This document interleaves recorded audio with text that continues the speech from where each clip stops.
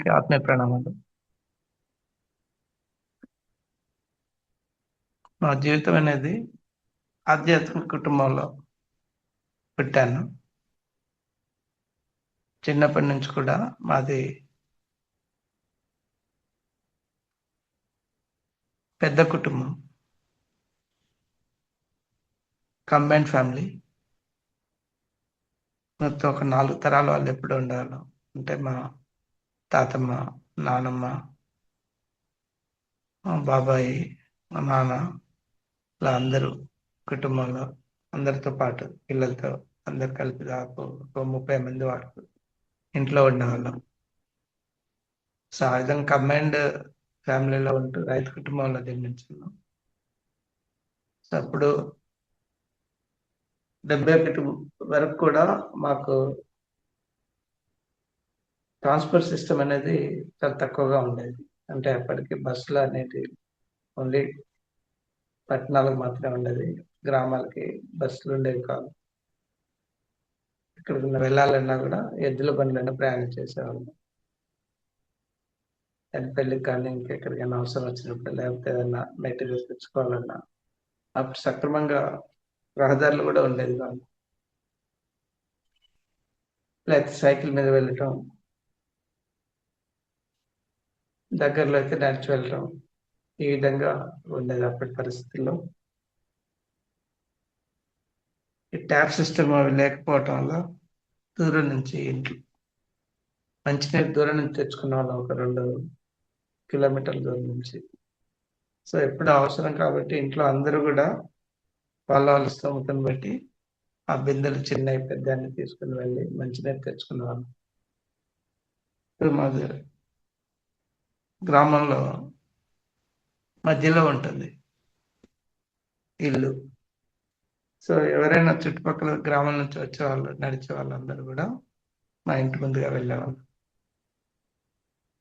So ఎప్పుడైనా వాళ్ళకి దాహం వేసినప్పుడు నీరు అడిగేవాళ్ళు. మా పెంపకం ఎలా ఉండేదంటే తాతమ్మ ఎప్పుడు చెప్తూ ఉండేది, ముందు వాళ్ళకి మంచినీరు ఇవ్వండి, మిగిలితే మీరు తాగండి.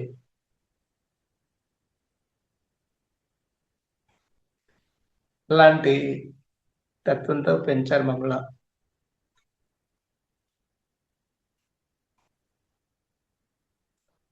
దానివల్ల ఐక్యతత్వం అనేది మొదటి నుంచి అలవాటైంది. ఇప్పుడు గ్రామాల్లో ఏంటంటే అప్పుడు పశువులు కూడా ఉండేది, పెట్ అంటే ఆవులు అలాంటివి.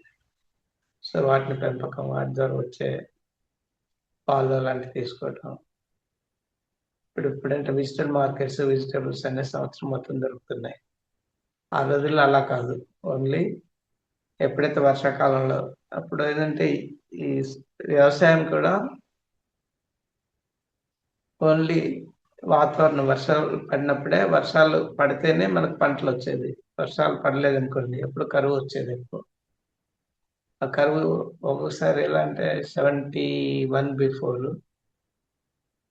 సుమారుగా ఒక 3-4 సంవత్సరాలు వరుసగా కరువు వచ్చింది. దానివల్ల రైతులందరూ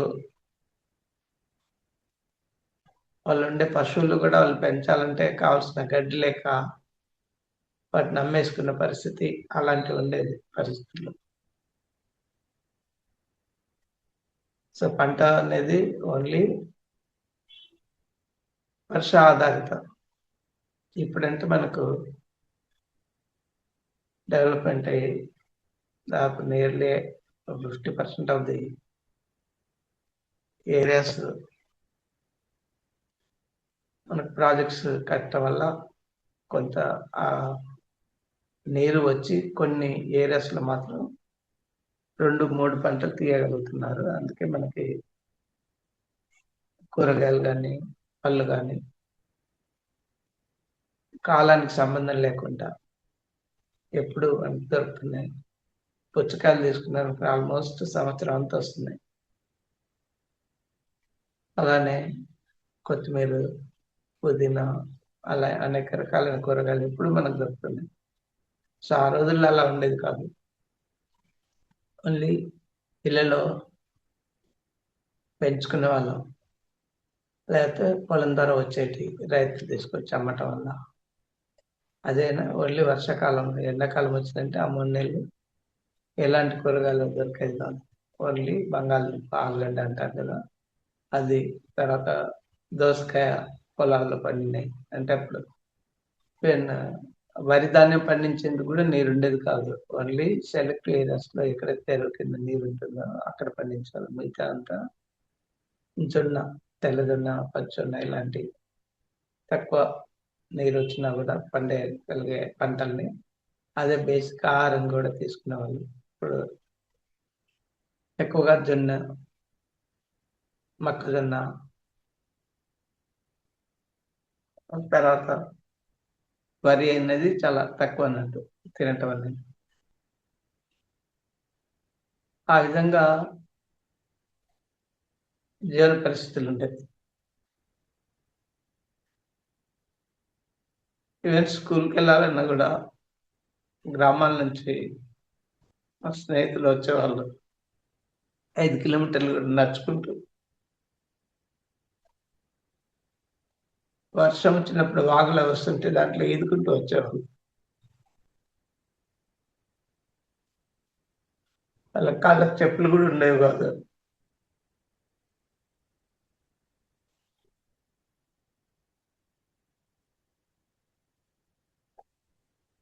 అంతగా వాళ్ళు కష్టపడి చదువుకున్నారు.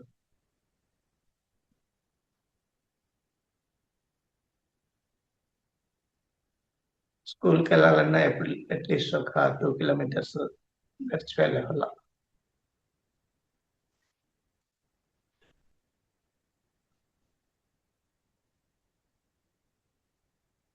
దానివల్ల స్నేహితుల్లో వేరే వాళ్ళు కానీ ఇచ్చిపుచ్చుకునే తత్వం అనేది ఎక్కువగా ఉండేది. ఆ రోజుల్లో కరెన్సీ గూడా తక్కువ. బ్యాంకులు అలాంటివి ఉండేవి కాదు. సో, అలాంటి గ్రామాల్లో ఒకరికొకరు తోడ్పడుతూ సహజీవనం చేసేవాళ్ళు. ఎలా అంటే రైతుకి పంటొచ్చినప్పుడు మిగతా వాళ్ళందరికీ ఆ ధాన్యాన్ని పంచిపెట్టేవాడు. అంటే ఒక మంగలి ఉన్నా, లేతే కమ్మరి, కుమ్మరి ఇలాంటి బ్రాహ్మణ్స్ కానీ ఎవరికైనా గూడా రైతు వస్తు మార్పిడి ఎక్కువగా జరిగింది. ధనం అనేది చాలా తక్కువ. ఏదైతే ఆయనకు వచ్చిన పంటని ఇతరులకు పంచిపెట్టి, వాళ్ళ నుంచి వాళ్ళు ఎలాంటి సహాయం చేస్తారో, ఆ సహాయాన్ని తీసుకునేవాళ్ళు. అలా వస్తు మార్పిడి జీవితం అనేది ఉండేది. దానివల్ల సంబంధ బాంధవ్యాలనేది చాలా ఎక్కువగా ఉండేది.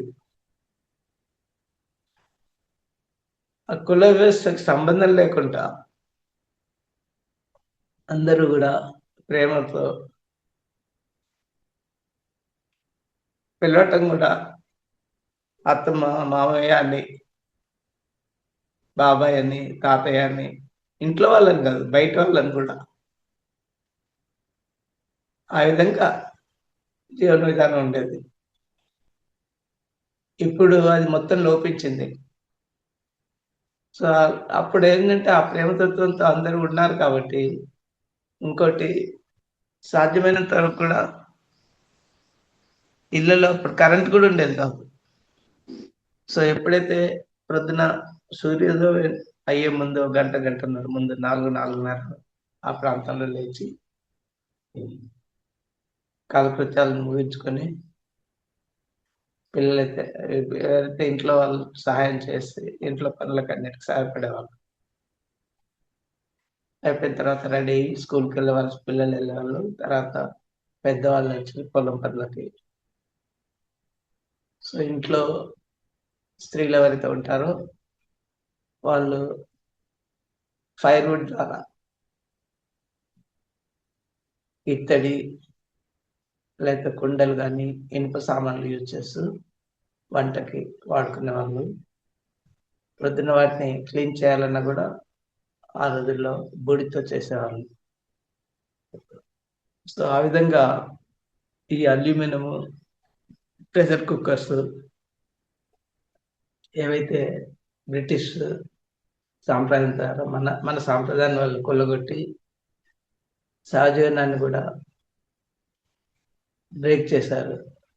అంటే కుల వ్యవస్థని ఎక్స్పోజ్ చేస్తూ ఒకరినొకరు కలవకూడదంటూ.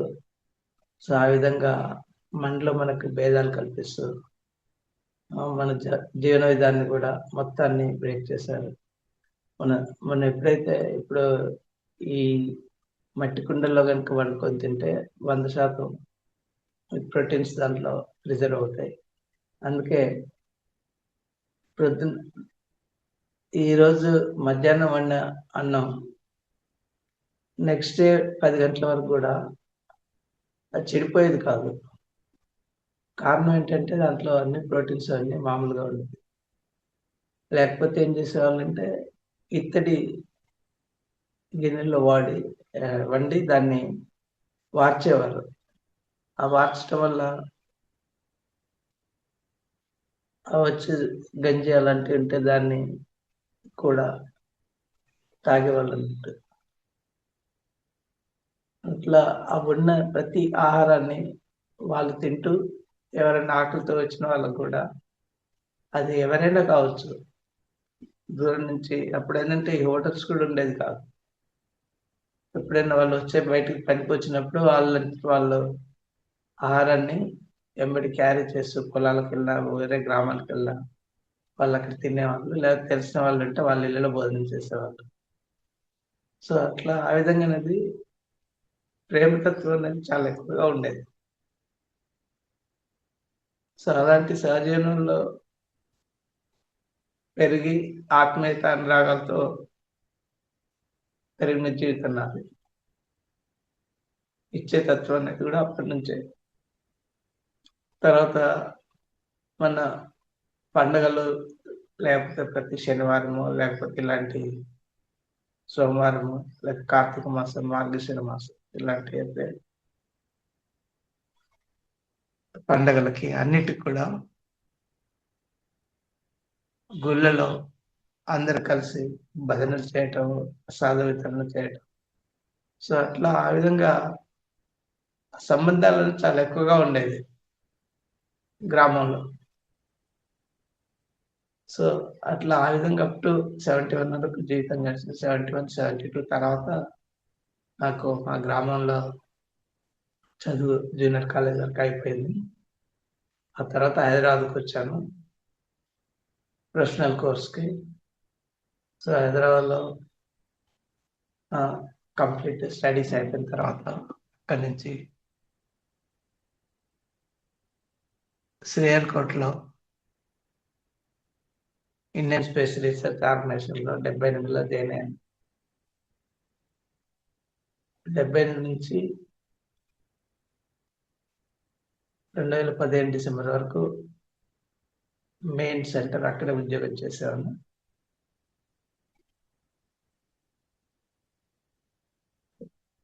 అక్కడ కూడా ఆల్మోస్ట్ అందరూ మేము ఇలాంటి గ్రామాల నుంచి వచ్చిన వాళ్ళే కాబట్టి, పట్టణాల నుంచి వచ్చిన వాళ్ళు చాలా తక్కువ కాబట్టి ఇదే అనురాగం, ఆప్యాయత అనేది మా జనరేషన్స్‌కి టెక్నాలజీ మారిపోయినా కూడా అన్ని రకాలుగా ఇలా చేసినా కూడా ఆ ఇచ్చిపుచ్చుకునే తత్వం అనేది అలానే మాకు కంటిన్యూ అయింది. సో ఎప్పుడు కూడా అందరూ ప్రేమతో ఉండేవాళ్ళు.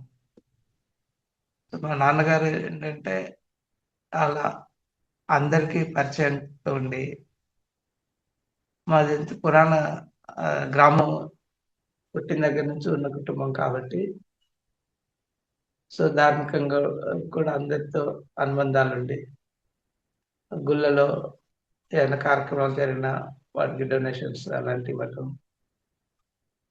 తర్వాత ఆ ధార్మికంగా అయితే ఆ గుడిని నడిపేందుకు కమిటీస్ ఏదైతే ఉంటుందో అందులో కూడా అధ్యక్షులుగా మా నాన్నగారు ఉండేవారు. సో అలా అది జరుగుతున్నప్పుడు కంటిన్యూ అవుతుంది. శ్రీహరికోటలో నేను సీనియర్ సైంటిస్ట్‌గా వర్క్ చేస్తూ 1981లో డాక్టర్ అబ్దుల్ కలాం గారి ద్వారా ఆయనతో పాటు పనిచేసి ఫస్ట్ శాటిలైట్ లాంచ్లో రోహిణి అందులో చేశాను. ఆ తర్వాత వృత్తిరీత్యా నేను మారిషస్లో 2006 months వర్క్ చేశాను. అండమాన్ నికోబార్లో 1 సంవత్సరంన్నర. తర్వాత చంద్రయాన్-1 మిషన్కి టీమ్ లీడర్గా ఇండోనేషియాలో వర్క్ చేశాను 6 months. ఎక్కడ కూడా అంటే నా పెంపకంలో ఇచ్చిపుచ్చుకునే తత్వం అనేది ఎప్పుడైతే నేర్పారో దానివల్ల దాని ఫలితాలు మాత్రం నేను వృత్తిరీత్యా నేను రిమోట్ ప్లేసెస్లో కూడా వర్క్ చేసినప్పుడైనా అండమాన్ నికోబార్ అంటే కొన్ని ఐలాండ్స్లో అప్పుడు నికోబార్ అనే ఐలాండ్ వెళ్ళాలంటే అందరికీ పర్మిషన్ ఇవ్వరు, అది రిస్ట్రిక్టెడ్ ఏరియా. సో ఆఫీస్ వృత్తిరీత్యా అలా వెళ్ళే వాళ్ళము. వెళ్తున్నప్పుడు మాకంటే పర్మిషన్స్ అని వచ్చేది. అలా ఇక్కడ ప్రతిదీ ఈవెన్ సాల్ట్తో సహా మన మెయిన్ ల్యాండ్ నుంచే రావాలి ఇక్కడికి. ఇప్పటికి కూడా అక్కడ పంటలు అనేది ఏమి ఉండవు, కొబ్బరి, చిన్న చిన్న ల్యాండ్స్. ఆ కొబ్బరి కూడా వాళ్ళు ఆ ట్రైబ్స్ ఎవరైతే ఉంటారో వాళ్ళు తినంగా మిగతాది ఆ పందులకు పెడతారు. వాళ్ళు పందులు పెంచుకుంటారు, ఎందుకంటే అదే వాళ్ళకి మెయిన్ ఆహారం. ప్రతిదీ మెయిన్ ల్యాండ్ నుంచి వచ్చేది. సో మేమున్నది ఎయిర్ ఫోర్స్ క్యాంపస్ అయినా కూడా, కానీ ఏ రోజు కూడా నేను ఏ ఎడారి ప్రాంతానికి వెళ్ళినా లేకపోతే వృత్తిరీత్యా వేరే దేశాలకన్నా ఎక్కడైనా నేను వెజిటేరియన్ ప్యూర్ మొదటి నుంచి కూడా. నాకు ఆహారంలో కానీ ఇది పానీయాల్లో కానీ ఎలాంటి ఇబ్బందులు నాకు కలగలేదు. పత్రిజ్ గారు చెప్తుంటారు కదా, మీరు ఏదైతే ఇస్తారో అది మీకు తిరిగి వస్తుంది అని. సో అది నా జీవితంలో నేను అనుభవించాను. దానికి ఎగ్జాంపుల్ మనం కర్ణుడు తీసుకుంటే ఏమవుతుందంటే, కర్ణుడు అందరికీ రత్నాలు ఇలాంటివి ఎక్కువగా ఇచ్చేవాడు. ఒకసారి ఒక పేద బ్రాహ్మణుడు వచ్చినప్పుడు ఏంటంటే, ఆకలేస్తుంది, నాకు అన్నం కావాలంటే, ఆ భోజనం ఏముంది అని చెప్పడానికి రత్నాలు అవి ఇలాంటి బంగారము ఇలాంటివన్నీ ఇచ్చి పంపిస్తారు. చివరికి అతను ఆత్మలోకానికి వెళ్ళినప్పుడు ఇవి ఆయన ఏదైనా ఇప్పుడు దావేసినప్పుడు నీళ్ళు తాగాలన్నప్పుడు అది ముట్టుకోవడంతో అది బంగారంగా మారిపోయేది. ఆకలి వేసినప్పుడు ఆయనకి ఆహారం ఇచ్చారనుకోండి, అది కూడా బంగారంగా మారిపోయేది. చివరికి అతని ఆకలి దప్పులనే తీరలేదు ఏ రోజు కూడా. చివరికి ఇంద్రుడితో వెళ్ళి కలిసినప్పుడు ఇంద్రుడు అడుగుతాడు, ఇంద్రుడిని అడుగుతాడు ఇలా, నాకు ఆకలిస్తుంది, తినాలంటే ఏది తిన్నా కూడా అది మళ్ళీ బంగారంగా రూపంలో మారిపోతున్నది, నేను ఇప్పుడు ఏం చేయాలి, నా పరిస్థితి ఏంటి అని అడుగుతాడు. అంటే మనం పత్రిజ్ గారు ఏదో చెప్తారు కదా, మీరు ఏది ఇస్తే అది వస్తుంది అనేది, అది మాత్రం 100% కరెక్ట్. సో అప్పుడు ఇంద్రుడు ఏం చేస్తాడంటే అతనికి మళ్ళీ శరీరాన్ని ఇచ్చి భూమికి పంపిస్తాడు. పంపించినప్పుడు ఆ టైంలో ఇచ్చిన టైంలో అతను తనకు కావాల్సిన ఆహార పదార్థాలు మొత్తం అన్ని దానం చేస్తాడన్నట్టు. చేసిన తర్వాత దానికి ఏదైతే లోపం ఉంటుందో ఆ లోపాన్ని తీరిపోతుంది. అందుకే మనం ధ్యానం ద్వారా మనం ఏది చేసినా కానీ మన కర్మలు అనేది ఒక 70% వరకే మనకు తొలగిపోతాయి. మిగతా 30% కర్మలన్నీ అలానే ఉంటాయి. దానికోసం ఏమన్నారంటే పత్రిజ్ గారు తన్మన్ ధన్ అని చెప్పినవాళ్ళు. అంటే మన శారీరకంగా ఎదుటి వాళ్ళకి సహాయం చేయటము వీలు కానప్పుడు జ్ఞాన రూపేణ కానీ ఆహార రూపేణ కానీ తర్వాత ఇలాంటివన్నీ మనం చేయాలి. చేసినప్పుడే ఇవ్వటం అనేది ఎలా అంటే, మీరు ఒక భోజనం పెట్టారనుకో, జంతువే కానీ మనిషే కానీ ఏదైనా కానీ దాని ఫలితం ఆ పూటకే ఉంటుంది. అది మీరు గుడ్డలు అంటే క్లాత్స్ అలాంటివి ఇచ్చినప్పుడు దాని ఫలితం ఒక 3 months ఉంటుంది. లేకపోతే వాళ్ళ ఎగ్జిస్టెన్స్కి మీరు సహాయపడేందుకు ఏదైతే చేస్తారో అది మాత్రం ఒక 30 years లేకపోతే 20 years మీరు ఇచ్చే దాన్ని బట్టి ఉంటుంది. అదే మీరు జ్ఞానాన్ని ఇచ్చారనుకోండి, అంటే ఇప్పుడు వాళ్ళ పిల్లలు చదువుకునేందుకు ఇబ్బందులు పడుతున్నారు అనుకోండి, అది వాళ్ళ జ్ఞానాన్ని పెంచుకోవటం కదా. దానికి కావాల్సిన ఆర్థిక సహాయం కానీ ఇలాంటి ఏది చేసినా కూడా అది అత్యుత్తమైంది అన్నట్టు. మనకు చేసే సేవలోపట ఏదంటే కర్మ, ఆ తర్వాత భక్తి, జ్ఞాన, ఈ 3 యోగాలు అంటారు వీటిని. కృష్ణుడు చెప్తారు భగవద్గీతలో. అన్నిట్లో అతి క్లిష్టమైనది, ఉత్తమమైనది జ్ఞానయోగం. ఆ జ్ఞానయోగాన్ని మనం ఇవ్వాలంటే మనం కూడా ఆ స్థితికి రావాలి. అప్పుడే మనం అది చేయగలుగుతాం. సో, కాబట్టి మనం ఈ 3 యోగాల్ని పాటించినప్పుడు అంటే గ్రాడ్యుయల్‌గా మనం ఎప్పుడైతే అభివృద్ధి చెందుతుంటామో ఒక్కొక్క దశలో ఒక్కొక్కటి వస్తుంది. ఆ దశలో మన జ్ఞాన యోగాన్ని ఇచ్చినప్పుడంటే ఇట్స్ సంథింగ్ లైక్ ఒక దీపాన్ని వెలిగించినట్టు. ఇప్పుడు ఒక పిల్లవాడిని గనుక మనం చదివించి ఆ స్థితికి తీసుకొచ్చినప్పుడు ఏమవుతుందంటే తను ఎలా ఎదిగాడో ఆ విధంగా వేరే వాళ్ళకి అతను హెల్ప్ చేస్తాడన్నట్టు. అంటే ఒక ల్యాంప్‌ని మీరు వెలిగించారనుకోండి, ఆ వెలుతురు నుంచి ఇంకా మిగతా ల్యాంప్స్ గూడా వెలిగించొచ్చు. అలా ఆ విధంగా మీకు స్ప్రెడ్ అయిపోతుంది. మొత్తం ఎక్కడ చీకటనేది లేకుండా జరుగుతుంటుందండి. కాబట్టి మనం ఏంటంటే, ఆ జ్ఞాన యోగాన్ని మనం జ్ఞానాన్ని సంపాదించి, జ్ఞానాన్ని పంచిపెట్టాలి. దానికే పత్రిజి గారు ఏమన్నారంటే, మీకు ఏదైతే తెలుస్తుందో దాన్నే చెప్పండి. కానీ మీరు చెప్పడం మాత్రం మానేయకూడదు. సో, అలా చెప్తున్నప్పుడేంటంటే, మీరు గూడా నేర్చుకుంటారు వేరే వాళ్ళ నుంచి. మీరు చెప్పడంలో ఏమన్నా మిస్ అయ్యారనుకోండి, ఓహ్! ఈసారి ఇది మిస్ అయ్యాము. నెక్స్ట్ టైము మనం దాన్ని ఇంప్రూవ్ చేసుకునేందుకు ఇంకా ఎక్కువ అధిక జ్ఞానాన్ని పొంది, మీ యొక్క దీని మీద ఆహ్, అనుభవం మీద పర్ఫెక్ట్ అవుతారన్నట్టు. ప్రాక్టీస్ మేక్స్ పర్ఫెక్షన్ అన్నట్టు.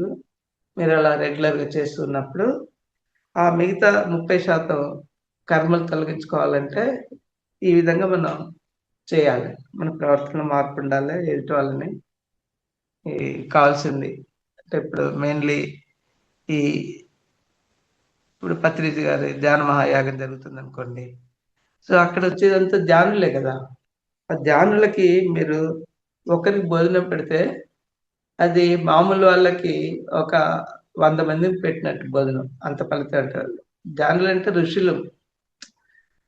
ఆహ్, సం సంసారాల నిర్వహణ అనే కాన్సెప్ట్‌తో మన సంసారం నుండి ఉంటూ, ఇది మన ఎన్‌లైటన్‌మెంట్ కావాలనే ఉద్దేశ్యంతో పత్రిజి గారు ఇలా చేస్తున్నారు. అంటే మనం హిమాలయాలో ఉంటేనే ఋషులు కాదు.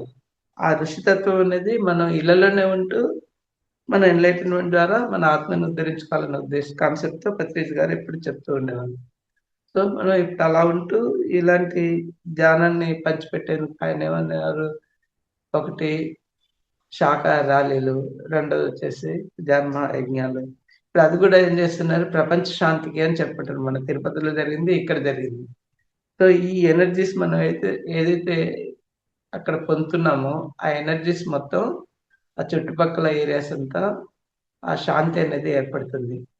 సో, ఆ ఉద్దేశంతో ఆయన ఏదైతే మనకు చెప్పారో ప్రతీది గూడా మన జీవితంలో ఉపయోగించుకుని, యూజ్ చేసుకుని ఒకటి మన ఆత్మని ఇప్పుడు ఎప్పుడైతే మనకు ఆత్మ పరిచయం ఇది మన ధ్యాన పరిచయం అయిందో అంటే మనం 400 జన్మలు ఇప్పటికి కంప్లీట్ చేసాం. సో, ఈ 400 జన్మల నుంచి మన బుద్ధుడికి అతనికి బుద్ధత్వం వచ్చింది 650 జన్మ. అదొచ్చిన తర్వాత మిగతా 649 జన్మల్ని తను చూసుకున్నారు. ఏ జన్మలో ఎలా ఉన్నారని. ఒక బుద్ధుడే కాదు మనకు ఇప్పుడున్న గ్రాండ్ మాస్టర్స్‌లో ఇప్పుడు డాక్టర్ న్యూటన్ గారు ఉన్నారనుకోండి. న్యూటన్ గారు మీరు వెళ్ళినప్పుడు వికారాబాద్‌లో ఆళ్ళైతే ఆయన మనకు వెళ్ళిన చోట వచ్చినప్పుడే చెప్తాడాయనే. గత జన్మలో ఆయన చూసుకున్నారు. చూసుకొని ఆ జన్మల్లో తక్షశిల యూనివర్సిటీలో ప్రొఫెసర్‌గా వర్క్ చేశారంట ఆయన. చాలా జన్మలు చూసుకున్నారు. అందులో ఒక జన్మలో తక్షశిల యూనివర్సిటీ తెలుసు కదా! విశ్వవిద్యాలయం ప్రపంచ ప్రఖ్యాతి చెందింది. భారతదేశంలో ఉండేది. సో, అందులో ప్రొఫెసర్‌గా వర్క్ చేశారంట. అంటే అప్పుడు ఆ యూనివర్సిటీని తగలబెట్టినప్పుడు ఆ గ్రంథాలయము దాదాపు ఒక సంవత్సరం మొత్తం తగలబడుతుందంట. అంటే ఎన్ని గ్రంథాలు విలువైన గ్రంథాలు అందులో ఉన్నాయో ఆలోచించండి. సో, ఏవైతే మనకు మన వాళ్ళు రక్షించుకొని బయటకి తెచ్చుకున్నారో అదే ఇప్పుడు మనకు ఆ జ్ఞానంగా ఉపయోగపడుతుంది. సో ఆ కాన్సెప్ట్ అతను ఎప్పుడైతే అలా అనిపించిందో మళ్ళీ తక్షశిల మాదిరి యూనివర్సిటీ మాదిరి నేను ఇక్కడ ప్రతిష్ఠించాలి ఆ కల్చర్ని మళ్ళీ తీసుకురావాలనే ఉద్దేశంతో 150 ఎకరాలు వికారాబాద్లో తీసుకొని ఆ ఇక్కడ క్వాంటమ్ లైఫ్ యూనివర్సిటీ అని స్టార్ట్ చేశారు. సో ఆయన లివింగ్ ఎగ్జాంపుల్ మనకి. అంటే ఎట్లా ఎన్లైటెన్ మాస్టర్ తాడే ఓపెన్ అయిన తర్వాత గత జన్మల్ని చూసుకున్నాడు అనే దానికి ఆయన లివింగ్ ఎగ్జాంపుల్. ఆ విధంగా మన తాడే మాస్టర్స్ చాలా మంది ఉన్నారు మనలో, మన మూమెంట్ లో. ఇంకోటి గారు పత్రిజ్ గారు ఎక్కడంటే మనకి ఇంత జ్ఞానాన్ని, తర్వాత ఇంత స్వాధ్యాయ బుక్స్ ని అన్నిటిని కూడా కల్పించినా కూడా ఎప్పుడు కూడా ఎక్కడ కూడా మనీ ఇస్తేనే మేము రాణిస్తామనే పద్ధతి లేదు. అంత పెద్ద పెద్ద యజ్ఞాలు జరిగినా కూడా ప్రతి చోట మీరు వెళ్ళొచ్చు, ప్రతి కార్యక్రమంలో పాల్గొనొచ్చు, ప్రతి కార్యక్రమంలో భోజనం అలాంటివన్నీ ఫ్రీగా ఇచ్చారు మీకు. ఆ ధ్యానం చెప్పేవాళ్ళు కూడా అన్నీ ఎందుకంత ఫ్రీగా ఇచ్చారంటే దాంట్లో అది ఫ్రీగా ఇస్తూ కూడా ఈ ఒక ఆర్గనైజేషన్, ఇంకా మిగతా ఎక్కడ కూడా లేదు మీకు అలాంటి. అది ఇస్తూ కూడా తర్వాత ఏమన్నారు, కొత్త వాళ్ళని మీరు ఎంకరేజ్ చేయండి, తీసుకురండి, వాళ్ళు కలెక్ట్ చేసి 1 రూపీ ఇచ్చినా తీసుకోండి, వాళ్ళని వచ్చి ఇక్కడ భోజనం ప్రసాదంగా తీసుకున్నప్పుడు వాళ్ళ కర్మలు దగ్ధం అవుతాయి, ఆ తర్వాత వాళ్ళు కూడా ఎన్లైటెన్ మాస్టర్స్ గా ప్రయత్నిస్తారు అనే ఉద్దేశంతో చెప్పేవాళ్ళం. సో ఆ విధంగా మనం కూడా ఈ ధ్యానం నేర్చుకుంటూ ఈ ధ్యాన పరిచయాన్ని మిగతా వాళ్ళందరికీ కూడా, ముఖ్యంగా పిల్లల్లో స్కూళ్ళకి వెళ్ళినప్పుడు మనకు వీలైతే స్కూల్కి వెళ్ళి వాళ్ళకి ధ్యాన పరిచయం చేయటం, వాళ్ళతో ధ్యానం చేయించటం. సో దానికి కూడా మనం వెళ్ళినప్పుడు వాళ్ళు ఏవైతే డౌట్స్ అడుగుతారో అది చెప్పగలిగేందుకు మన స్పిరిచువల్ టీచర్స్ ట్రైనింగ్ అని కూడా మనలో కొందరు మాస్టర్స్, శ్రీనివాసరావు గారని మిగతా వాళ్ళు కూడా ట్రైనింగ్ ప్రోగ్రామ్స్ పెడుతున్నారు.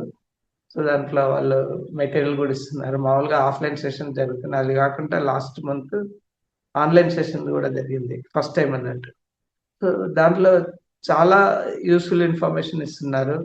సో కాబట్టి మన చుట్టుపక్కల ఉన్న స్కూళ్ళకి వెళ్ళి ఒక 10-15 నిమిషాలు మాస్టర్ని అడిగి ఎంత టైం వీలైతే అంత వాళ్ళకి ధ్యానం నేర్పి పిల్లలకి ఎన్లైటన్ చేశారనుకోండి, అప్పుడు ఏంటంటే ధ్యానం వల్ల ఉపయోగాలు కూడా వాళ్ళకి చెప్పాలి. ఏకాగ్రత వస్తుంటుంది, పిల్లల పెర్ఫార్మెన్స్ బాగుంటుంది, సాత్వికంగా పెరుగుతారు, ఇలాంటివన్నీ మనం చెప్పాలి. కానీ అలాంటి చెప్పే ముందు వాళ్ళు వెంటనే మీరు నాన్ వెజ్ మానేయండి అని మీరు ఎవరితో అనకండి.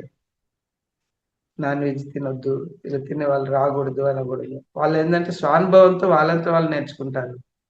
ఎందుకంటే ఈ పొందిన జ్ఞానాన్ని, తర్వాత ఎనర్జీస్ ని మనకి ఎప్పుడు రిటైన్ అవుతాయంటే మన సాత్వికంగా ఆహార విషయంలో ఎవరిని హింస లేకుండా లేని ఆహారం తిన్నప్పుడు అది డెవలప్ అవుతుంది. అది యాక్చువల్లీ అది ఏంటంటే ఆధ్యాత్మికంగా, సైన్స్ పరంగా ఏంటంటే మన శరీరం ఒక జంతువు తీసుకున్నా అనుకోండి, నాన్ వెజ్ తీసుకునే జంతువు, దాన్ని ప్రేగులు ఉంటాయి కదా, ఇంటెస్టైన్ 2.5 మీటర్లు ఉంటుంది. సో అది ఏదైతే అది తింటుందో తిన్న తర్వాత 2.5 అవర్స్ లో అది బయటకు వెళ్ళిపోతుంది.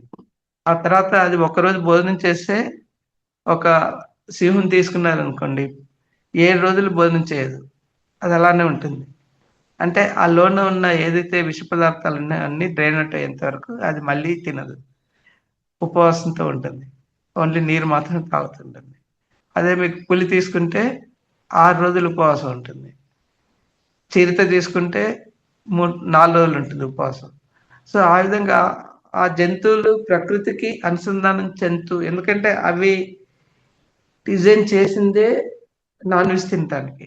అది తిన్నప్పుడు కూడా అది ఒక జంతువుని చంపిందనుకోండి, మొత్తం అది తినదు స్వార్థంతో. దానికి కడుపు శరీరానికి కావాల్సిన సగమే తింటుంది, మిగతా సగము నీరు, గాలితో ఉంటుంది. సో ఆ విధంగా ఉండటం వల్ల ఏంటంటే అది ఎప్పుడు దానికి పొట్ట బయటికి రాదు, పొట్ట అతుక్కునే ఉంటుంది లోపల శరీరంలో. దాన్ని ఆ శరీర అనేది ఆ వ్యవస్థలో ఆ మెయింటెనెన్స్ అనేది ఉంటుంది. ఎందుకంటే ప్రతి జంతువు కూడా మీకు ప్రకృతికి అనుగుణంగా ఉంటాయి. అవి ఎలా అంటే వాటి లక్షణాలు ఏంటంటే వాటికి కావాల్సింది ఆహారం ఒకటి, రక్షణ, ఈ తర్వాత సంతానోత్పత్తి. ఇవన్నీ వాటికి ఆకలైనప్పుడే తింటాయి. దప్పికేసినప్పుడు తాగుతాయి. సంతానం సీజనల్‌గా చేస్తాయి. దానివల్ల ఇంకోటేంటంటే రక్షణ వ్యవస్థ లోపిస్తుంది కాబట్టి భయం అనేది ఉంటుంది జంతువుల్లో. సో, అందుకే అవి ప్రకృతికి అనుగుణంగా ఉంటాయి కాబట్టి, వాటిలో ఎప్పుడు గూడా మీకు ఈ ఇంటర్నల్ సెన్సెస్ ఏవైతే ఉంటాయో, ఎప్పుడూ అవి మేల్కొల్పు ఉంటుంది. దానివల్ల ఏమవుతుందంటే, ఇప్పుడు ప్రకృతి వైపరీత్యాలు జరిగినప్పుడు ఏ జంతువు గూడా అంటే ఇంట్లో పెంచే జంతువులు మనం కట్టేస్తాం అది కాదు. కానీ బయట ఉండే జంతువులు ఏవైనా ప్రకృతికి ఎప్పుడు అనుసంధానం చెంది ఉంటాయి కాబట్టి వాటికి ఆ వైపరీత్యాలు తెలిసి అవి తప్పించుకొని వెళ్ళిపోతాయి. అవి ఎప్పుడు చనిపోవు. అదే మనిషి ఏదైతే ప్రకృతికి అనుసంధానం చెందుతూ ఉంటలేడు. ఎప్పుడు దప్పిక కానప్పుడు తాగుతాడు. తాగకూడనియన్ని తాగుతాడు. ఆ తర్వాత తినకూడనియన్ని తింటాడు. తన శరీర వ్యవస్థ వెజిటేరియన్. ఆ వెజిటేరియన్‌కి సంబంధించిన ఆహారం తీసుకోకుండా అహింసాయుతమైన ఆహారం తీసుకోవటం వల్ల అతనికి ప్లస్ పబ్లిక్‌లో గూడా మన మోస్ట్ ఆఫ్ ద టైము మనతో మనం ఉండకుండా అనవసర టైం అంతా వేస్ట్ చేస్తూ లేకపోతే బయట ఏ టైం లేకపోయినా కనీసానికి భోజనం చేసినప్పుడల్లా మనతో మనం ఉండకుండా ఏం చేస్తామంటే ఒక సెల్ ఫోన్‌లో మాట్లాడటం, లేకపోతే భోజనం చేస్తున్నప్పుడు టీవీలు చూడటం. ఇలాంటి పనులు చేస్తుంది. దానివల్ల ఏమవుతుందంటే మీ ఏకాగ్రత భోజనంలో లోపించటం వల్ల మీరెక్కడైతే ఫోకస్ చేస్తారో మీ శక్తి అంతా అక్కడికెళ్ళిపోతుంది. అంటే మీరు ఫిజికల్‌గా తింటున్నారు. ఆ తిన్న దాంట్లో మీకు శరీరానికి ఉపయోగపడే బదులు బయటికెళ్ళిపోతుంది ఎనర్జీ. సపోజ్ అప్పుడు ఆ టైంలో మీరు టీవీ చూస్తున్నప్పుడు ఏదన్నా హింసాత్మక సంఘటనలు అలాంటివి ఉన్నాయనుకోండి. అది చూస్తే ఏమవుతుందంటే మీలో గూడా అలాంటి ప్రవృత్తి అనేది ఎదుగుతుంది. ఆహ్, కాబట్టి మనం ఎప్పుడైనా భోజనం చేసినప్పుడు మనలో మనం మ ఉంటూ భోజనం చేయండి. 10 నిమిషాలైనా, 15 నిమిషాలైనా మీలో మీరు కూర్చున్నప్పుడే మీకు ఆ ఎనర్జీస్ అనేది మీకు యూజ్ అవుతుంది. ప్రశాంతంగా భోజనం చేస్తారు కాబట్టి, మీలో ఆ ప్రవర్తనలో గూడా అలానే ఉంటుంది. అది మెయింటైన్ అవుతుంది. ఇంకోటేంటంటే మీరు అహింసాయుతమైన ఆహారం తీసుకున్నప్పుడు ఏమవుతుందంటే, శరీరంలో అది మన ఇంటెస్టైన్ వచ్చేసి 7.5 మీటర్లుంటుంది. అంటే దానికి జంతువుకొచ్చేసి 3.5 మీటర్లే. అదే మీరు ఈ వెజిటేరియన్ యానిమల్స్‌లో గాని, మనలో గాని 7.5 మీటర్ల పొడుగుంటుంది గాబట్టి, తర్వాతేందంటే వాటికి డైజెస్టివ్ చేసుకునే ఎంజైమ్స్ ఏవవుతుందో ఆ జంతువుకి అది డిజైన్ చేయబడింది. సో, మన శరీరం వచ్చేసి వెజిటేరియన్‌కి డిజైన్ చేయబడింది. దీన్ని ఇప్పుడు సపోజ్ మనం మామూలుగా సాత్వికాహారం తిన్నామనుకోండి. ఫ్రూట్స్ గాని, లేకపోతే మామూలుగా కుక్ చేసిన, బాయిల్డ్ చేసిన అలాంటి ఆహారం తీసుకున్నప్పుడు మీకు 2.5 గంటల్లో అది అరిగి బయటికెళ్ళిపోతుంది. అలా కానీ ఆహారం మనం తీసుకున్నాం అనుకోండి డీప్ ఫ్రైడ్ ఇలాంటి ఐటెమ్స్ లేకపోతే జంక్ ఫుడ్స్ లేతే ఈ ఐస్ క్రీమ్స్ కానీ, లేకపోతే ఇవి బేకరీ ఐటెమ్స్ మైదా సంబంధించిన ఫుడ్స్. అంటే డబ్ల్యూడబ్ల్యూడబ్ల్యూ అంటే 3 రకాలన్నట్టు.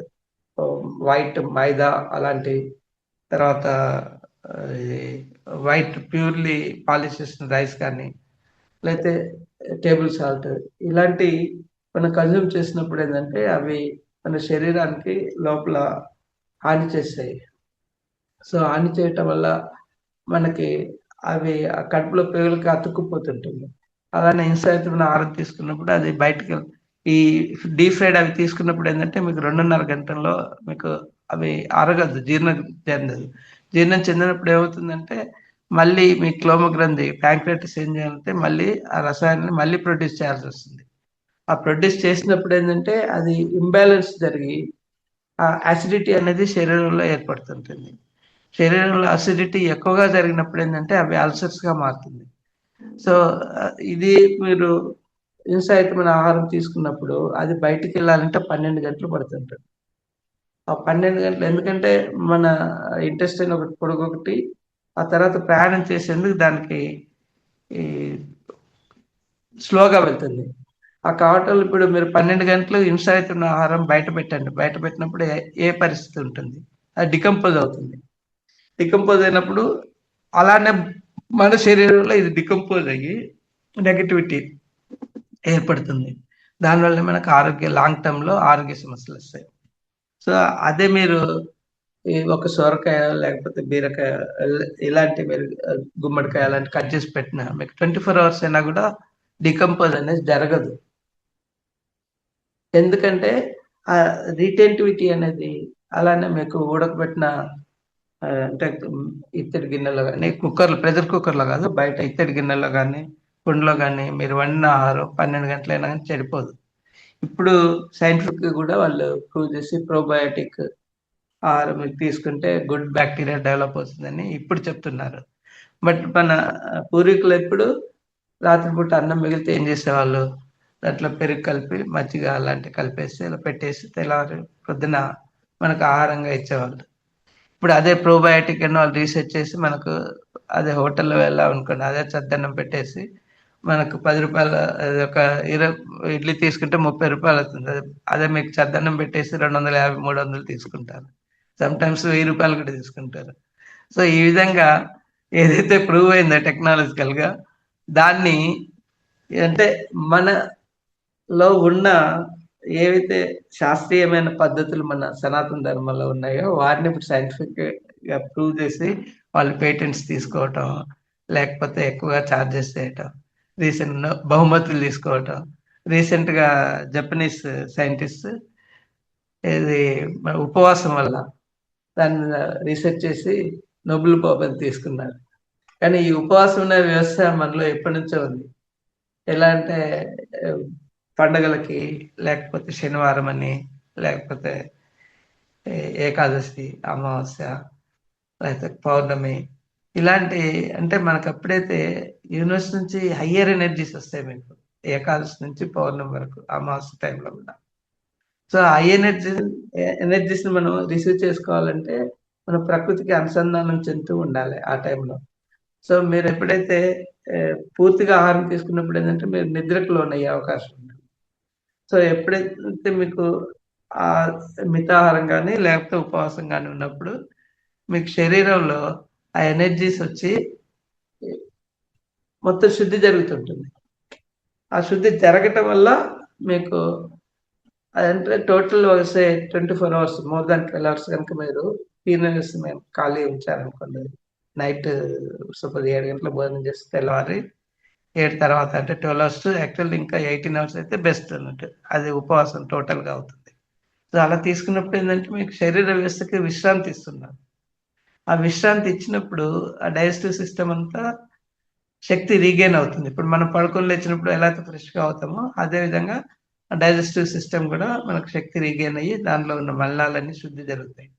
సో, మీరు నీరు తీసుకోవటం వల్ల లేకపోతే నిమ్మరసం లేకపోతే తేనెలో నీటిలో గనుక తేనె, నిమ్మరసం కలిపి అంటే పూర్తిగా ఉపవాసం ఉండకుండా ఇచ్చినప్పుడు ఆ తేనె ఏంటంటే మీకు అది అమృతాహారం. డైరెక్ట్ మీకు ఫ్రక్టోజ్ ఫార్మ్‌లో ఉంటది. గ్లూకోజ్ ఫార్మ్‌లో ఉండదు. మీరు తీసుకునే ఏ ఆహారమైనా కూడా వండినయి గ్లూకోజ్ ఉంటది. ఆ గ్లూకోజ్‌ని డైజెస్ట్ చేసుకోవాలంటే మీకు ఇన్సులిన్ కావాల్సొస్తుంది.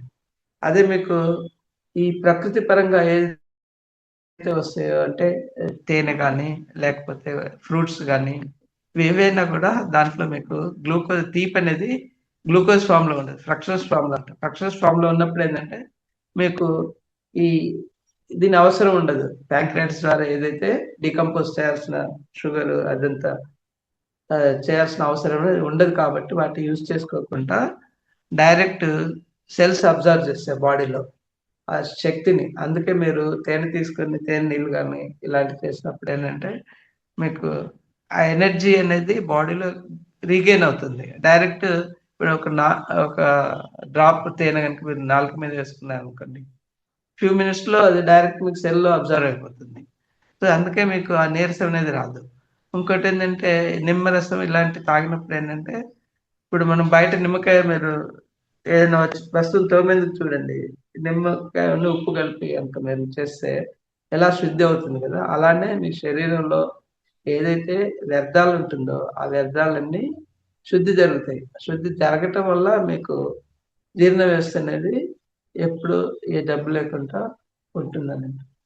సో, నా అనుభవం ఏంటంటే చిన్నప్పుడు నేను ఓకే. ఇదైతే నేను జనరల్ విషయాలు చెప్పాను. చిన్నప్పుడేంది ఆధ్యాత్మికత పెరగటం వల్ల రీసెంట్‌గా మా ఊళ్ళో ఉన్న ఒక 1000 సంవత్సరాల టెంపుల్ అన్నట్టు. ఆ టెంపుల్‌లో గూడా కార్యక్రమాలు అంటే జీర్ణ వ్యవస్థలో ఉండి ఇబ్బందిగా ఉంటే అప్పుడు నాకు ఫోన్ చేసి అడిగారు. అడిగినప్పుడు అతనేం చేశాడంటే ఒక కళ్యాణ మండపం కట్టాలని దానికి ఫౌండేషన్ అని చేసి వచ్చిన డొనేషన్స్ తోటి ఒక 1 ఆర్ 2 పిల్లర్స్ కంప్లీట్ చేసి ఆగిపోయాడు. తర్వాత నాకు ఫోన్ చేశారు. పరిస్థితి ఇలా ఉంది. ఈ విధంగా చేస్తే జరగట్లేదు. ఎప్పుడు అయ్యట్లేదని. అప్పటికి 1 ఇయర్ అయిపోయింది. చెప్తే నేను ఒకటే అడిగాను అతన్ని. "నువ్వు ఇలా ఒంటరి పోరాటం చేస్తే అది జరిగేది కాదు. ఇప్పుడు కూడా అది కంప్లీట్ కాదు. నువ్వు పెట్టుకున్న ప్రాజెక్ట్ వచ్చేసి 8-10 లాక్స్ అవుతుంది. అంత అమౌంట్ నువ్వు పూల్ చేయలేవు. అట్లా కాదు దానికి కమిటీ ఫార్మ్ చేయండి. ఉన్న ఊళ్ళో వాళ్ళని. కమిటీ ఫార్మ్ చేసి ప్రపోజల్స్ పెట్టండి. పెట్టిన తర్వాత ఒక వాట్సాప్ గ్రూప్ వచ్చే భక్తులందరిని ఫార్మ్ చేసిన తర్వాత వాళ్ళందరికీ ఇన్ఫార్మ్ చేయండి అని. ఒక్కొక్క రిపేరింగ్ అని అదొకటి చెప్పాను. తర్వాత ఇంకోటేంటంటే మామూలుగా అది విష్ణు ఆలయం. విష్ణు ఆలయంలో ఇప్పుడు మనకు తిరుపతి ఉందనుకో, సుదర్శన ఆళ్వార్ అని సుదర్శన చక్రాన్ని పెట్టి వాళ్ళు విష్ణు పద్ధతిలో ఏం చేశారంటే ముందు ఆయనకి ఈ యజ్ఞాలు, హోమాలు అవి చేసి ఆ తర్వాత పనులు స్టార్ట్ చేస్తారు. సో, ఇక్కడ మీకు సుదర్శన చక్రం ఉందా అంటే లేదన్నారు. లేదన్నప్పుడు ఏం చేశానంటే సరే ముందు అది తెప్పించండి అన్నాను. తెప్పించి ఉన్నప్పుడు సరే అని చెప్పాడు. ఎంతవుతుందంటే అమౌంట్ చెప్పారు. 25,000 అలా అవుతుందండి. సరే ముందు అర్జెంట్‌గా అది తెప్పించండి. నేను మనీ పే చేస్తాను. పే చేసి ఆ తర్వాత దాన్ని విగ్రహ ప్రతిష్ఠ చేసాం. విగ్రహ ప్రతిష్ఠకి 3 రోజులు హోమం చేసి, ఆ తర్వాత ఆహ్, దాన్ని ఒక 41 డేస్ హోమం చేశామన్నట్టు అందరూ పాల్గొంటూ. అలా చేసిన తర్వాత ఏదైతే ఈ ప్రోగ్రామ్స్ ఆగిపోయాయో, ఆ ప్రోగ్రామ్స్ ఫస్ట్ గుళ్ళో ఇది ఇవి గ్రానైట్ అదొక 2,00,000 పని ఒక వారం రోజుల్లో అయిపోయింది. అది అయిపోయిన తర్వాత దీని గురించి అంటే అప్పుడు గూడా పూలింగ్ చేసినప్పుడు అంటే టోటల్ కాస్ట్ ఎస్టిమేట్ చేసి ఒక ఫీట్‌కి ఇంత ₹100 అలా అవుతుంది. భక్తులు ఎవరైనా గాని నంబర్ ఆఫ్ ఫీట్స్ ఇవ్వవలసిన వాళ్ళు ఇవ్వాల్సిందంటే అందరూ ఇచ్చారు. అది అయిపోయింది. అయిపోయిన తర్వాత నెక్స్ట్ ఈ దీనికి కూడా కావాల్సిన ఏదైతే ఉందో అది ఒక స్క్వేర్ ఫీట్‌కి ₹300 350 అలా ఎస్టిమేట్ చేసి, ఆ అమౌంట్ మీరు ఎన్ని స్క్వేర్ ఫీట్స్ ఇస్తారో అలా అన్నప్పుడు అందరూ అలా భక్తులొచ్చి, తర్వాత కొందరు వేరే లార్జ్ అమౌంట్స్ కూడా వేరే వాళ్ళిచ్చి, అట్లా ఆ విధంగా ఆ కార్యక్రమం అనేది వితిన్ ఒక 6 మంత్స్ లోపల అన్నీ అయిపోయినాయి. అదేంటంటే మనం ఆహ్, ఇంపార్టెన్స్ ఒకటేంటంటే ఇక్కడ సుదర్శన యంత్రం ప్రతిష్టాపన చేయటం వల్ల ఎనర్జీస్ బాగా డెవలప్ అవుతాయి.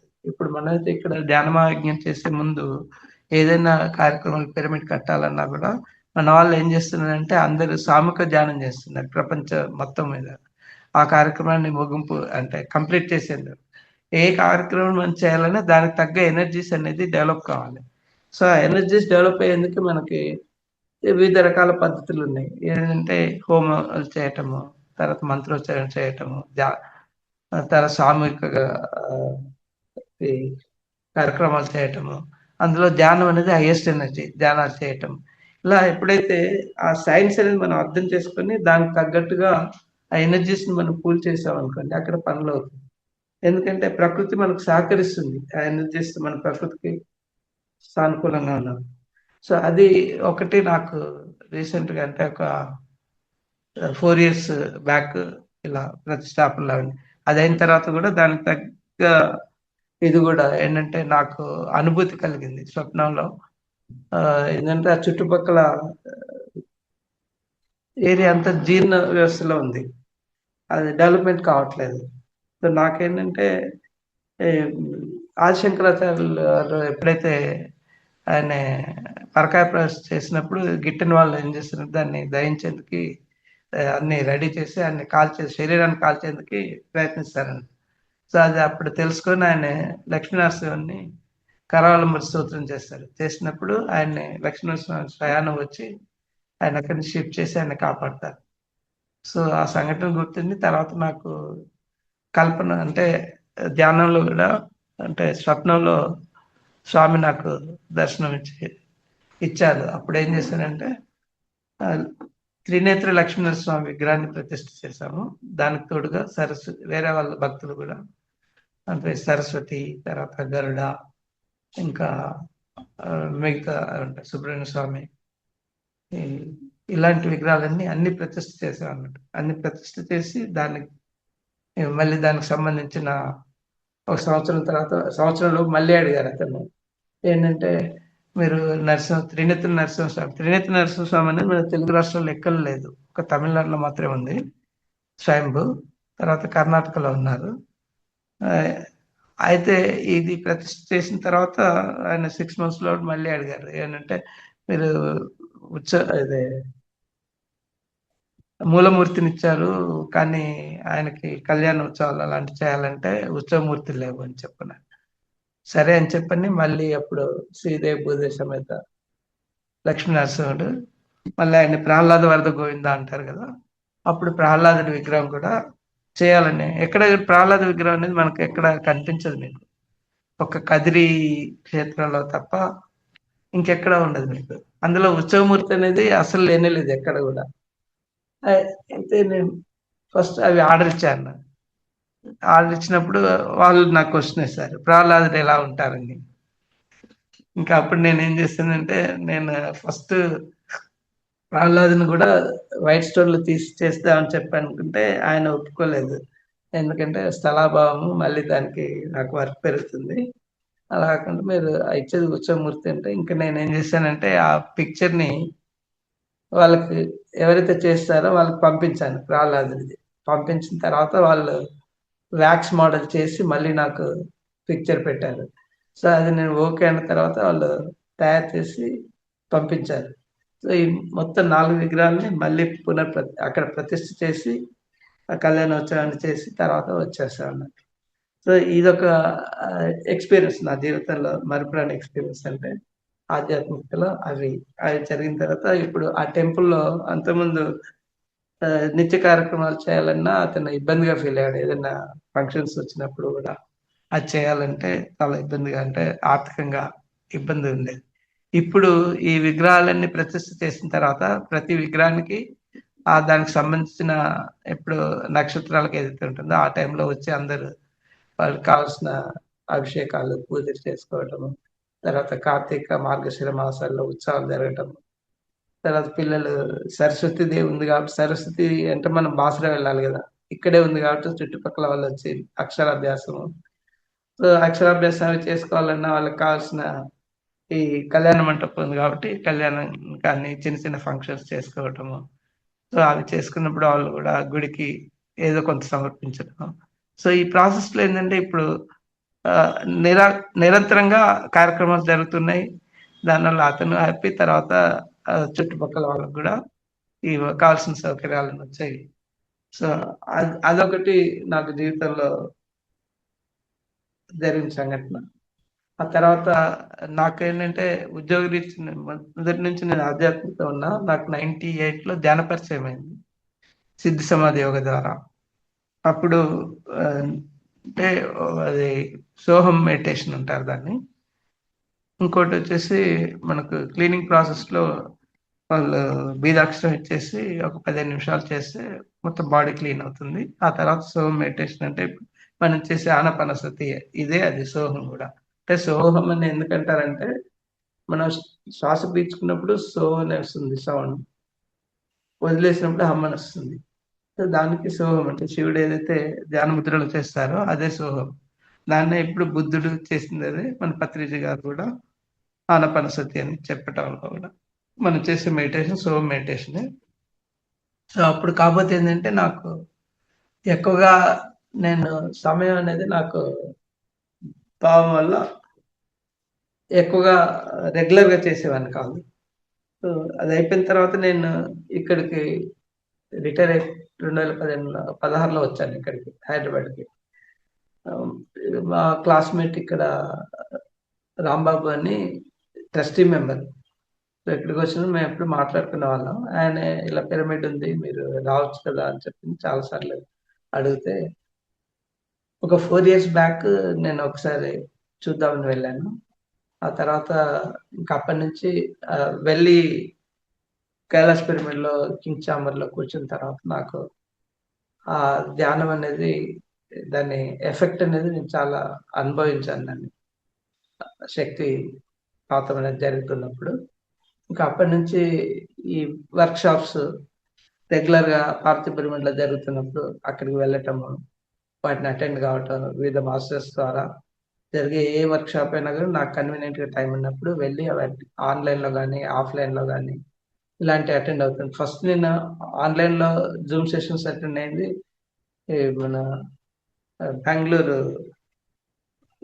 మన చంద్రశేఖర్ గారు ఉన్నారు గదా!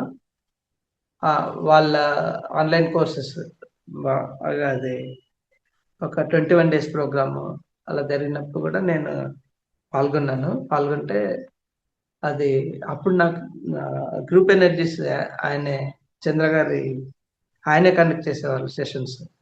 చేసినప్పుడు బెంగుళూరు పిరమిడ్ వ్యాలీ వాళ్ళే మెయింటైన్ చేస్తున్నారు. ఆహ్, ఇప్పటికి గూడా వాళ్ళు కార్పొరేట్ సెక్టార్‌లో అందరికి పిల్లలకి అందరికి రెగ్యులర్‌గా ఆన్‌లైన్, ఆఫ్‌లైన్ వర్క్‌షాప్స్ అన్నీ చేస్తూ ఉంటారు. అది ఆయన చెప్పే సబ్జెక్ట్ కూడా చాలా మన క్వాంటమ్ మెకానిక్స్ మీద మనకు ధ్యాన ప్రాసెస్‌లో ఏం జరుగుతుందనేది. అంటే మనం ఇనిషియల్లీ ఆలోచనలతో ఉన్నప్పుడు మన ఫ్రీక్వెన్సీస్ వచ్చేసి మీకు 45 హెర్ట్జ్ ఉంటుంది. మనం నార్మల్ జీవితంలో. సో, అది ఆల్ఫా స్టేట్ అంటారు. సో, ఎప్పుడైతే మనం ధ్యానం చేసినప్పుడు ఏందంటే అప్పుడేంటంటే మన బ్రీత్ రేట్ తర్వాత ఆలోచనలొచ్చేసి మనకు 7,000 థాట్స్ పర్ అవర్ ఉంటుంది. 70,000 థాట్స్ పర్ డే ఉంటాయి. సో, ఇలా ఈ విధంగా ఆహ్, ఆ ఆల్ఫా స్టేట్‌లో ఉన్నప్పుడు అలా ఉంటుంది. సో, ఎప్పుడైతే మనం ధ్యానం చేసినప్పుడంటే గ్రాడ్యువల్‌గా మీకు బ్రీత్ రేట్ అనేది తగ్గిపోతుంటుంది. జీరోకొచ్చేస్తుంది almost less than 4 when sometimes 1 or 0 1 అంటే మన స్థితిని బట్టి. సో, ఆ స్టేట్‌లో వచ్చినప్పుడు ఏందంటే మీకు 0.5 హెర్ట్జ్ ఉంటది ఫ్రీక్వెన్సీ. అంటే థాట్‌లెస్ స్టేట్ అది. అంటే ఆలోచనలనేది లేకుండా ఉన్నప్పుడు ఏమవుతుందంటే మీకు లాజికల్ ఆలోచనలు ఉన్నప్పుడు లాజికల్ బ్రెయిన్ ఉంటుంది. ఆ లాజికల్ బ్రెయిన్ వర్క్ చేస్తుంటది. లాజికల్ బ్రెయిన్ ఎప్పుడు గూడా మీకు ఏదైతే ఇంటర్నల్ అది ఎమోషనల్ బ్రెయిన్ అయితే ఉంటుందో దానికి అగైనెస్ట్‌గా వర్క్ చేస్తుంటుంది. ఎమోషనల్ బ్రెయిన్ వచ్చేసి మీకు ఆత్మతో అనుసంధానించింది. అంటే సుప్త చేతన మనస్సు ఏదైతే ఉంటుందో మనకు స్వప్నావస్థలో ఉంటాం గదా!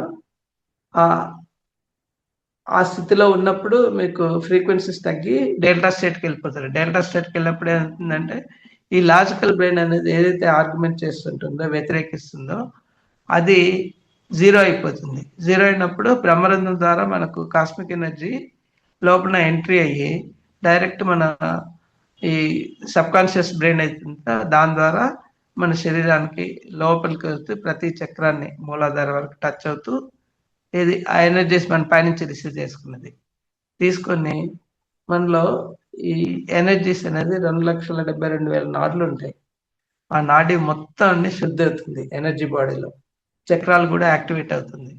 చక్రాలు మీకు సమతుల్యం చెందినప్పుడు మీరు ఆటోమేటిక్‌గా మీకు ఆలోచనలో గాని, దీంట్లో ఆహ్, సింక్రనైజేషన్ ఉంటుంది. మీరు ఏదైతే భావన చేస్తారో అదే ఆలోచిస్తారు. అది మాట్లాడతారు. దాన్నే చేస్తారంట. ఈ 3 సింక్రనైజ్ చేసినప్పుడు మనలో ఈ ఎరుక అనేది ఏర్పడుతుంది. ఆ ఎరుక స్థితి ఎప్పుడైతే మీకొస్తుందో ఆటోమేటిక్‌గా మీరు అనవసరమైన విషయాల మీద ఫోకస్ చేయరు. ఏదైనా కూడా ఆలోచించినప్పుడు గాని, మాటలు ఎదుటి వాళ్ళతో మాట్లాడినప్పుడు గాని, పని చేసినప్పుడు గాని, ఆ ఎరుకతో చేస్తారన్నట్టు. అది మీకు ఎప్పుడు గాని మీకు ఉపయోగపడుతుంది. అంటే లైఫ్‌లో ఎన్‌లైటన్‌మెంట్ అనేది ఫాస్ట్‌గా అవుతుందన్నట్టు. బుద్ధుడు చెప్పింది గూడా అదే. మీకు అష్టాంగ యోగాలో ఫస్ట్ ప్లానింగ్, తర్వాత ఆలోచన, నెక్స్ట్ వాక్కు, సరైన వాక్కు. అంటే సరైన ప్లానింగ్, సరైన ఆహ్, ఆలోచన, సరైన వాక్కు, సరైన క్రియ, తర్వాత సరైన రిలేషన్స్ వితిన్ కుటుంబంలో, తర్వాత సంఘంలో, తర్వాత ఏకాగ్రత. ఇలా మొత్తం అష్టాంగంలో ఆయన చెప్పిన 7 కూడా 8 కూడా అవే. అలానే మన భగవద్గీతలో చెప్పినా గూడా సారాంశం అదే. ఏదైనా గూడా మనం ఎప్పుడైతే పాటిస్తామో, ఆ పాటించినప్పుడు ఆటోమేటిక్‌గా మన ఎన్‌లైటన్‌మెంట్ అని ఎప్పుడు లయ స్థితిలో ఉంటాం. అంటే మనకు ధ్యానం ఇనిషియల్ ఏందంటే ధ్యానం చేసినప్పుడు మాత్రమే ఉంటాం. కానీ ఎప్పుడైతే మీకు ఈ ఎన్లైట్మెంట్ జరిగి ఎప్పుడైతే అవేర్నెస్ పెరుగుతుందో, మీరు ఏకాగ్రత ఉన్నప్పుడు ఆటోమేటిక్గా మీరు ధ్యానం చేస్తే ఏ ఫలితం అయితే వస్తుందో అదే ఫలితాన్ని మీరు ధ్యానం చేయకపోయినా మీరు నిత్య జీవితంలో అనుభవిస్తారు. అందుకే ఎన్లైటెన్ మాస్టర్స్ తక్కువగా ధ్యానం చేస్తారు. ధ్యానం చేయటం అనేది. ఎందుకంటే వాళ్ళు ఎప్పుడు ధ్యాన స్థితిలో ఉంటారు. అంటే మనం ఏ పని చేసినా కూడా ప్రతి పనిలో కూడా మీరు ధ్యానాన్ని అనుభవిస్తుంటారు. అలా ఉన్నప్పుడు మీకు ఆత్మ అనేది పరమాత్మతో ఆ ఎనర్జీ, హయ్యర్ ఎనర్జీ, ఇన్ఫినిట్ ఎనర్జీతో అలైన్మెంట్ అవుతుంది కాబట్టి మీకు ఆ స్థితి అనేది కలుగుతుంటుంది. లయ స్థితి అంటారు అది. ఆ లయ స్థితిలోనే అంటే ఫిజికల్గా ఉండకపోయినా మీరు చేసే పనిలో ఏకాగ్రత వల్ల అది జరుగుతుంటుంది. సో ఆ స్థితి నాకు అనుభూతి అనేది ఒకటి అదే ఇనిషియల్లీ కడతాల్ దీంట్లో శక్తి మన పైన వెళ్ళాను కదా, కింగ్స్ ఛాంబర్లో వెళ్ళినప్పుడు నాకు అనుభూతి అనిపించింది. ఇంకా ఆ తర్వాత నాకు అనుభూతిలో అంటే ఈ తిరుపు శివోహంకి వెళ్ళాను నేను హైదరాబాద్ అంటున్నా, కాశీకి ప్రోగ్రామ్ 11 డేస్ ప్రోగ్రాంలో 9 డేస్ అక్కడే ఉన్నాను. ఇది కాశీలో ఉన్నప్పుడు మార్నింగ్ 5 to 8 సంగీత ధ్యానం జరుగుతుంది. అది జరుగుతున్నప్పుడు తిరుపతి నుంచి ఒక మాస్టర్, మృదంగం మాస్టర్ శివతాండవం మ్యూజిక్ చేశారు. శివతాండవం మ్యూజిక్ దాకా ఆ ప్రోగ్రామ్ జరుగుతున్నప్పుడు, శివతాండవం జరుగుతున్నప్పుడు నేను అక్కడికి కోరుకున్నది ఒకటేనట్టు, కాశీ విశ్వనాథుని, అన్నపూర్ణదేవిని. నేను అంత దూరం నుంచి వచ్చాను, మీ అనుభూతి నాకు కల్పించండి అని చెప్పని నేను అడిగాను. ధ్యానంలో అడుగుతున్నప్పుడు ఆ శివతాండవం మ్యూజిక్ జరుగుతున్నంత సేపు నాకు శివుడు నా శరీరంలో తాండవిస్తున్నట్టుగా ఫీలింగ్ వచ్చి మొత్తం బాడీ వైబ్రేట్ అయింది. ఆ తర్వాత ఏకదాటిగా 15 నిమిషాలు కంటి నుంచి నీరు వచ్చిందన్నట్టు. వస్తే దాన్ని వాళ్ళు వీడియో రికార్డింగ్ చేశారు. తర్వాత నాకు చెప్పారు. సో అది మొదటి రోజు జరిగింది. తర్వాత మిగతా వాళ్ళు వేరే రోజుల్లో వేరే వేరే వేరే మ్యూజిక్ చేసినప్పుడు నాకు అంతగా ధ్యాన స్థితిలో ఉన్నాను. అనుభూతులు అనేది ఏం జరగలేదు. అలానే మళ్ళీ మూడో రోజు కూడా అతను సేమ్ శివతాండవం ప్లే చేసినప్పుడు మళ్ళీ అదే అనుభూతి కలిగింది. సో అది నా జీవితంలో అనేది అలా మన అన్నపూర్ణ అమ్మవారు జరిగింది.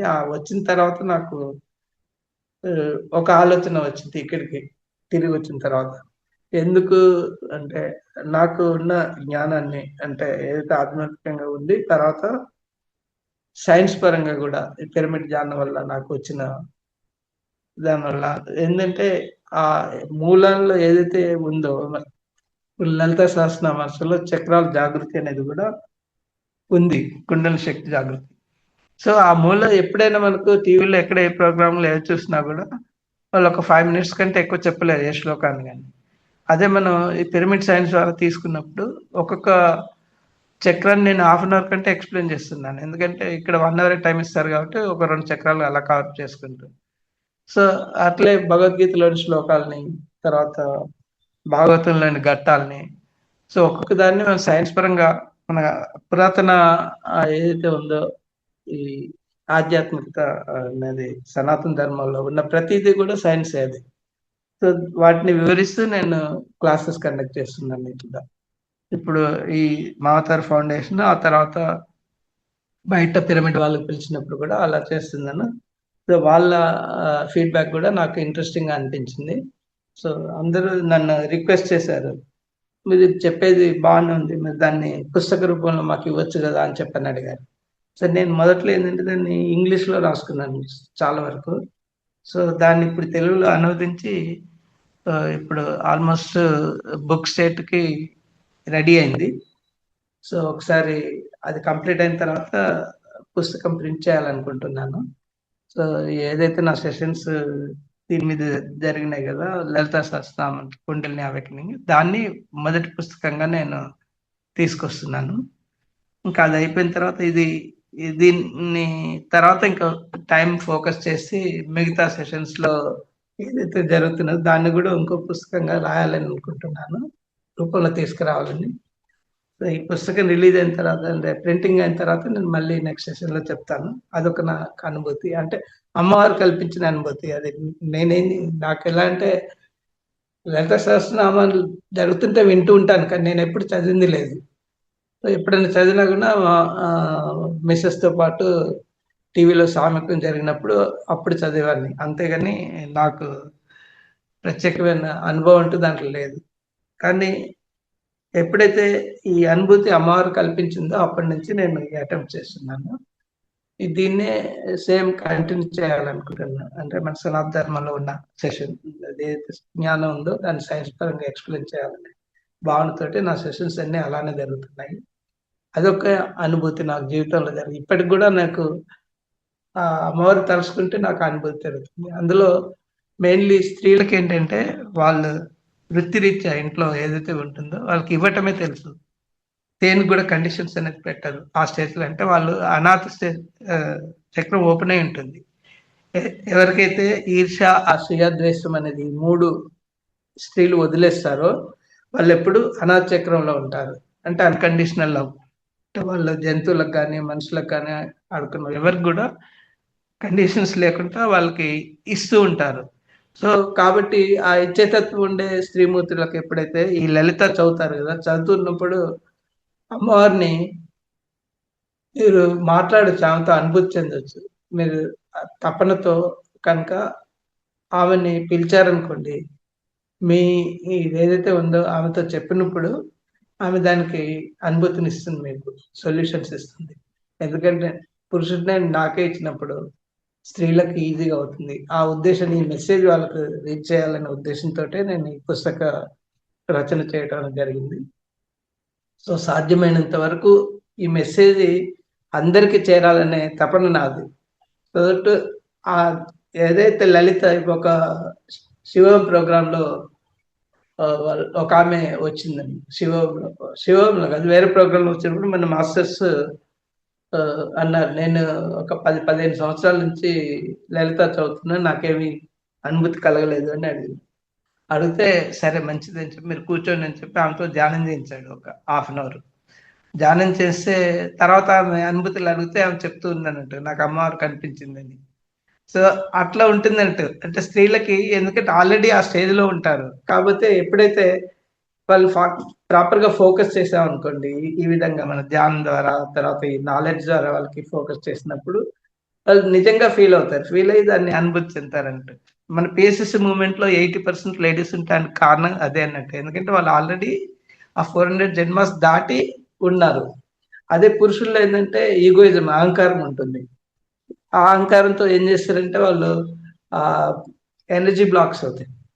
దానివల్ల ఏం జరుగుతుందంటే ఇప్పుడు వాళ్ళు ఏదైనా ఇంట్లో లేడీస్ చెప్తున్నారనుకోండి, వాళ్ళు నువ్వేంది నాకు చెప్పేదంట. అంటే అహంకారం ఉన్నట్టు. అహంకారం ఉంటే వాళ్ళ ఎనర్జీ లెవెల్స్ స్వాదిష్టాన చక్రానికి అంటే 100-200 లోపల పడదు. 0-200కి వెళ్ళిపోతారు.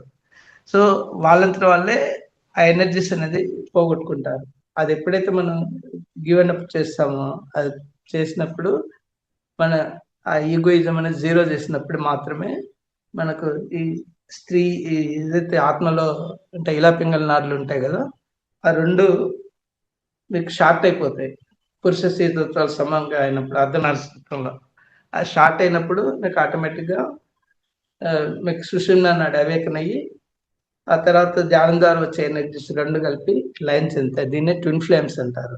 ఈ స్థితికి ఎప్పుడైతే వచ్చినప్పుడు దాన్ని వాళ్ళ ఆ ట్రాన్స్ స్టేట్‌లో వాళ్ళ స్థితిని బట్టి వాళ్ళ అంతసేపు ఆ లయలో ఉంటారంట. ఆ లయలో ఉన్నప్పుడు ఇప్పుడంటే కోటి ధ్యానం సమం లయం అంటారు కదా! ఆ లయ స్థితిలో ఉంటే మీకు ఈవెన్ 1 మినిట్ ఉన్నా మీ గత జన్మలో ఏవైతే సంస్కారాలు ఉంటాయో అవన్నీ దగ్ధమైపోతాయి.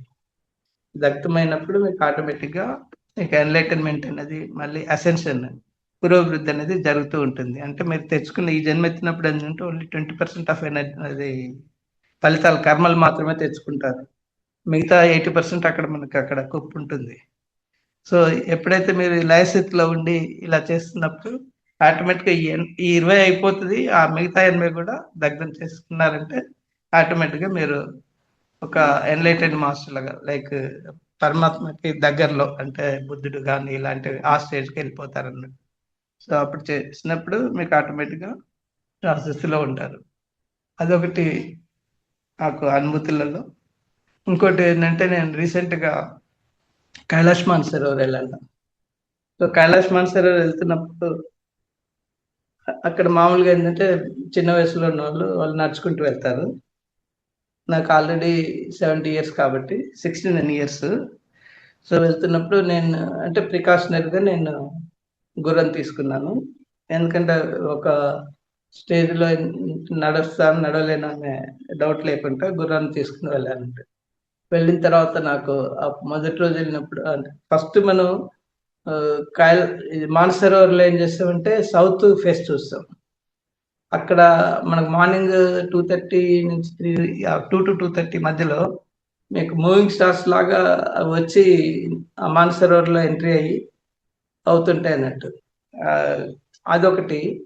తర్వాత ఇంకోటేంటంటే మనకు సౌత్ నుంచి చూసినప్పుడు ఆ పర్వతం మధ్యలో ఐస్ ఫార్మేషన్ ఉంటుంది గదా! ఆ ఫేస్ లోపట మధ్యలో ఒక గీత గీసినట్టుగా ఉంటుంది.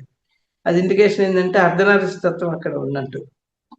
అలానే మనం వెస్ట్ ఫేస్ వెళ్ళినప్పుడు ఏంటంటే ఒక 200, 250 అంటే రివర్ బెడ్ మీద నడుచుకుంటూ వెళ్తాము. రైట్ సైడ్ వెస్ట్ ఫేసింగ్ మనకు ఎదురవుతుంది. అది ఒక 200 ఫీట్ అవే అలా కనిపిస్తుంటుంది. మళ్ళీ ఇంకా ఒక కొన్ని కిలోమీటర్స్ వెళ్ళిన తర్వాత అక్కడ మనకు అకామిడేషన్ ఉంటుంది ఫస్ట్ డేకి. అదెలా ఉంటుందంటే మన రోడ్డుకి రైట్ సైడ్ వచ్చేసి పర్వతం కనిపిస్తుంది. ఒక 50 మీటర్స్ అవే. నార్త్ ఫేస్ కనిపిస్తుంటుంది. ఇంకో ఇటు 50 మీటర్స్ అవేలో మనకు లెఫ్ట్ సైడ్ అకామిడేషన్ ఉంటుంది. సో, నాకు వచ్చిన అకామిడేషన్ ఏంటంటే ఆ రూమ్‌లో జస్ట్ డోర్‌కి ఎదురుగా బెడ్ ఉంది. అక్కడి నుంచి నేను డైరెక్ట్ చూడొచ్చన్నట్టు. చూస్తున్నప్పుడు మనకి ఆ ఫేస్‌లో ఎలా అంటే మీకు లింగాకారంలో మీకు ఐస్ ఫార్మ్ అవుతుంటుంది. ఎలిప్టికల్ షేప్‌లో. మధ్యలో అస్పష్టంగా స్త్రీ, పురుష రూపాలతో ఐస్ ఫార్మ్ అవుతుంది. అంటే అక్కడ మన కాన్సెప్ట్ ఏమర్థమవుతుందంటే, నేను లింగ రూపంలో అంటే ఇద్దరు పార్థివ పురుషులు ఇక్కడే ఉన్నాము అని. ఈ ఈ పర్వతంలో అని మనకు అలా కనిపిస్తూ ఉంటుంది. ఆ అనుభూతి కలుగుతుందండి. ఆ రోజు నేను అది చూస్తూ ఆ అనుభూతి, ఆ ఎనర్జీస్ అంటే మనకు భూమికి సహస్రారం. అంటే సహస్రారం అంటే హైయెస్ట్ ఎనర్జీస్ కదా! అది మన మొత్తం భూమికే సహస్రారం. కైలాష్ పర్వతం అనేది. ఇప్పుడు మీరు అదే ఈ పిరమిడ్ తీసుకున్నారనుకోండి గీజా పిరమిడ్ అదొచ్చేసి మణిపురం. సో, అట్లా ఒక్కొక్క ప్లేస్ మన 7 చక్రాలకు సంబంధించి ప్రపంచం మొత్తం ఉన్నాయి. ఇండియా తీసుకున్నప్పుడు అది వేరే ప్లేసెస్ ఉన్నాయి. అయితే నాకు చెందిన అనుభూతి ఏందంటే నేను ఆ రోజు నిద్రపోతే నిద్రలో నేను ఆ పార్వతీ పరమేశ్వరుల ఒళ్ళో పడుకున్న ఫీలింగ్ వచ్చింది నాకు. అది ఎప్పుడు ఇప్పటికి కూడా మర్చిపోలేను. నాకు అంత దివ్యమైన అనుభూతిని ఇచ్చారు. అందుకే నేను తిరిగి వచ్చిన తర్వాత కూడా ఇక్కడ వాళ్ళందరూ ఆహ్, ఒక ఫంక్షన్ లాగా చేస్తున్నప్పుడు వాళ్ళు అడిగారు.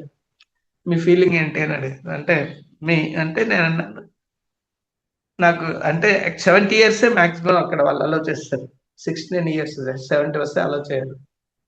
ఇఫ్ గాడ్ పర్మిట్స్ నేను నా కుటుంబంతో మళ్ళీ రావాలని కోరిక ఉందని చెప్పంటే అని చెప్పాను నేను. నాకు అంత దివ్యమైన అనుభూతి అక్కడ. సో, ఎవరైనా గూడా మీకు వీలైన వాళ్ళు అలాంటిది వదులుకోకండి. సాధ్యమైతే వెళ్లి రండి. అది ఒక నా యొక్క ఇన్ఫర్మేషన్ మీ అందరికి.